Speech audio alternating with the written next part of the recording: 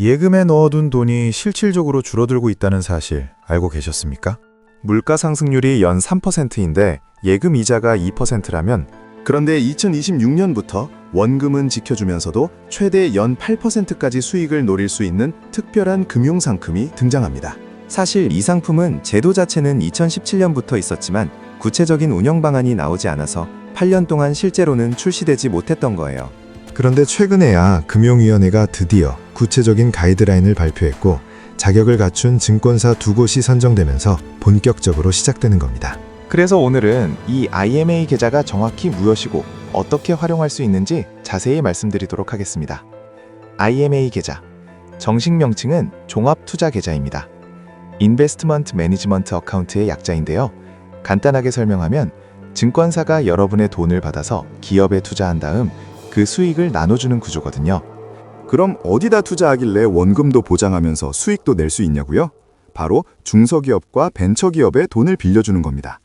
여러분도 아시겠지만 삼성이나 현대 같은 대기업들은 회사채 시장에서 쉽게 돈을 조달할 수 있어요. 금리도 연 3%에서 4% 정도로 낮죠. 그런데 중소기업이나 벤처기업은 사정이 다릅니다. 회사채 발행 자체가 어렵고 발행한다 해도 8%에서 10% 가까운 높은 금리를 줘야 돼요. 그 사이 어딘가에 걸쳐 있는 건실한 중소기업들, 경영은 잘하는데 자금 조달이 어려운 회사들이 많거든요. 증권사가 바로 이런 기업들을 선별해서 돈을 빌려주고 그 이자 수익으로 여러분께 배당을 주는 구조라고. 여기서 가장 중요한 게 뭐냐? 증권사의 심사 능력이죠. 그래서 아무 증권사나 할 수 있는 게 아니에요. 자기 자본이 8조 원 이상인 초대형 증권사만 허가를 받을 수 있습니다. 현재는 딱 두 군데만 선정됐어요. 미래에셋증권하고 한국투자증권이죠. 이 두 회사가 자기 자본이 각각 10조 원, 12조 원 정도 되니까 기준을 충족한 거예요. 만약에 투자가 잘못돼서 손실이 나면 어떻게 되냐고요? 증권사가 대손충장금으로 떼어야 됩니다. 고객한테는 원금을 보장해야 하니까 증권사가 손해를 보는 거죠. 그래서 자기 자본이 튼튼한 회사만 할 수 있도록 만든 IMA 계좌는 크게 세 가지 타입으로 나뉩니다. 첫째가 안정형인데요. 투자 기간이 2년 정도로 짧고 목표 수익률은 연 4%에서 5% 수준입니다. 어디에 투자하느냐? A등급의 회사채나 우량기업에 투자하는 거죠. 그러니까 중소기업 중에서도 당장 망할 걱정 없는 건실한 회사들이요. 이런 회사들은 워낙 안정적이다 보니 높은 이자를 줄 필요가 없겠죠. 그래서 수익률이 예금 금리의 2배 정도 수준인 거예요. 안전한 대신 수익은 그렇게 높지 않다고 보시면 됩니다. 두 번째는 일반형입니다. 여기서부터가 진짜라고 볼 수 있는데요.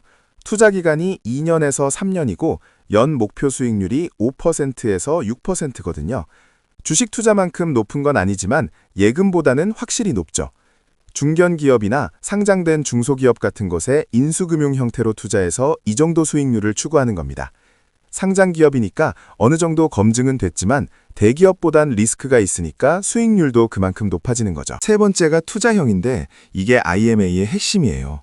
투자 기간이 3년에서 7년으로 길어지고 목표 수익률은 최대 연 8%입니다.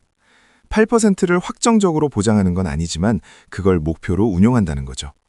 당연히 벤처기업이나 신기술 기업, 장기 프로젝트 같은 곳에 투자하게 됩니다. 리스크는 좀 있지만 성공하면 수익이 크니까요. 증권사 입장에서도 이런 투자를 하려면 최소 3년에서 7년은 돈을 묶어둬야 되는 거예요. 그래서 투자 기간이 긴 겁니다. 그럼 ISA 계좌하고는 뭐가 다르냐고 궁금해하시는 분들 계실 텐데요. 차이점이 두 가지 있습니다. 첫 번째는 운용 방식이죠.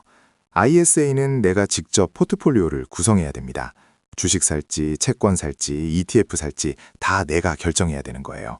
그런데 IMA는 증권사가 알아서 다 운용해줍니다. 나는 그냥 돈만 맡기면 끝이에요. 증권사가 어디에 투자할지 결정하고 운용하고 수익 나면 배당해 주는 거죠.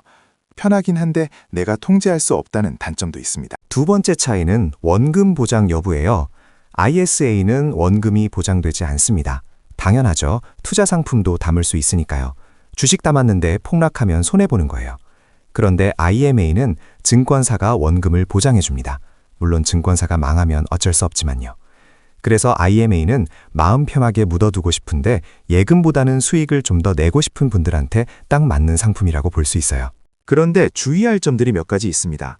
첫째, 고객 자금이 다 기업에 투자되는 건 아니에요. 규정상 70%는 기업 금융에 투자해야 하는데 나머지 30%는 다른 데 투자할 수도 있습니다.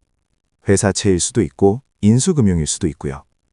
안전한 기업인지 벤처인지에 따라서 수익 추구 방법이 달라지는 거죠. 둘째, 원금은 예금자 보호법으로 보장되는 게 아닙니다. 해당 증권사가 책임지는 거예요. 그러니까 최악의 경우 증권사가 망하면 보호 안 될 수도 있다는 얘기죠. 물론 자기 자본이 8조 원 이상인 초대형 증권사니까 그럴 가능성은 극히 낮지만요. 그래도 은행 예금처럼 국가가 보장해주는 건 아니라는 점은 알아두셔야 됩니다. 셋째, 비과세나 분리과세 혜택이 없습니다.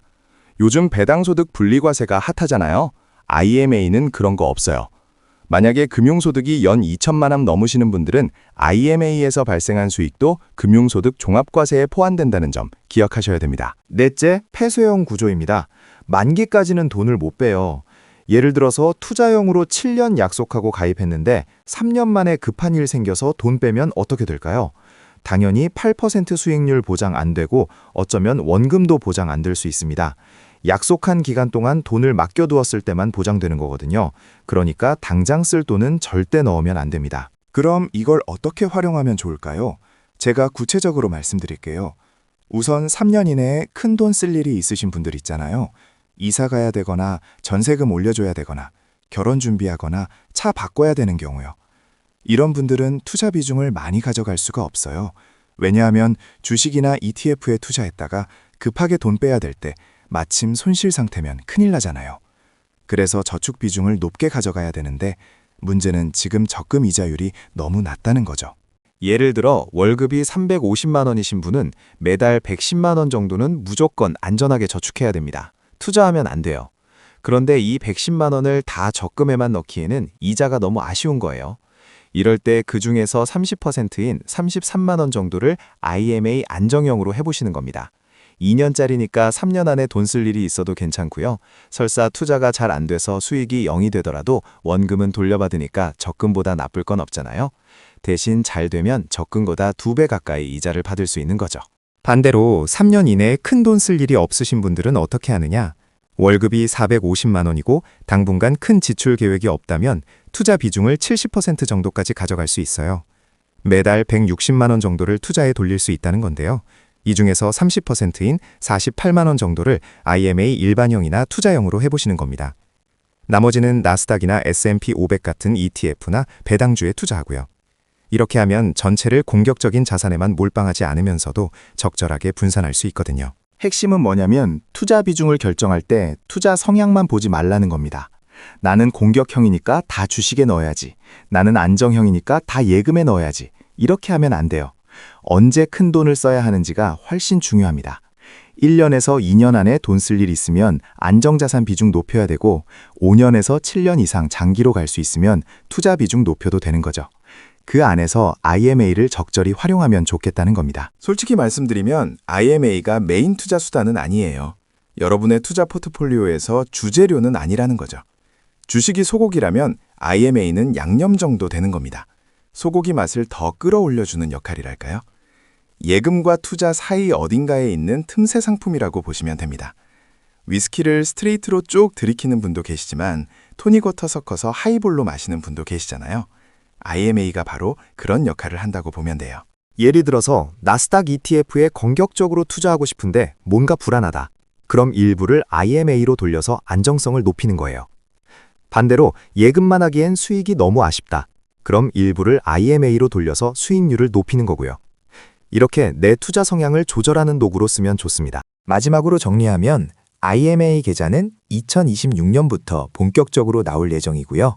원금은 증권사가 보장하지만 예금사 보호법 적용은 안 되고 목표 수익률은 상품 타입에 따라 연 4%에서 8%까지 다양합니다.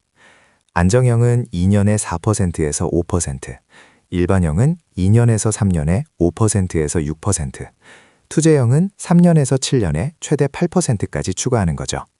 폐쇄형이라서 중도인출하면 손해볼 수 있으니 반드시 목돈 쓸 일 없는 돈으로만 가입하셔야 되고요.